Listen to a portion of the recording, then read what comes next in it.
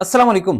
ए level की book chemical kinetics chapter से chemical reaction rates के टॉपिक से क्वेश्चन है और ये क्वेश्चन है कि व्हाई डज बी की concentration the concentration of B fall faster than concentration of ए।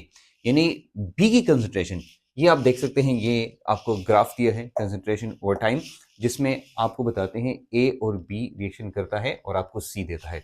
अगर आपके पास ऐसा ग्राफ है, इस ग्राफ का मतलब होता है ये अगर इस तरफ दो नीचे आ रहे हैं, इसका मतलब ये दोनों रिएक्टेंट्स हैं जिनको हम कहते हैं ए और बी।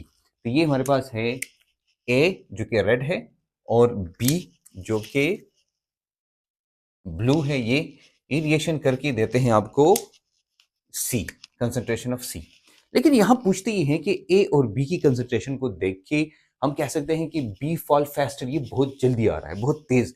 अगर आप ये देखते हैं, हम कहते हैं कंसंट्रेशन बहुत ज्यादा यानी बहुत जल्दी कम हो रही है, हम इसको कहते हैं स्टीपर देन ए। यानी अगर आप इसको देखें तो लेस स्टीपर है, ये मोर स्टीपर है। यानी हम ये देखते हैं कि वाई एक्सिस के साथ जितना उसकी तरह होता है तो कंसंट्रेशन उतनी जल्दी खत्म होती है, यानी उसका रेट ऑफ रिएक्शन बहुत तेज होता है।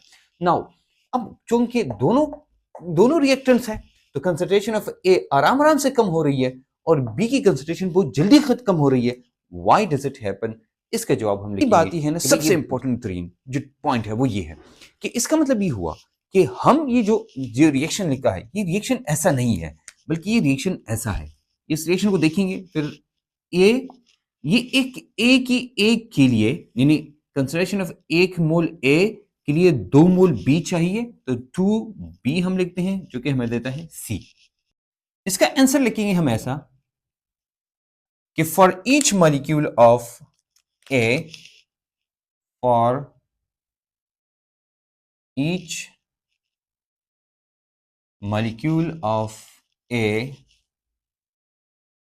ये मॉलिक्यूल या एटम कोई भी हो सकता है, हम कह सकते हैं 2 molecules of B are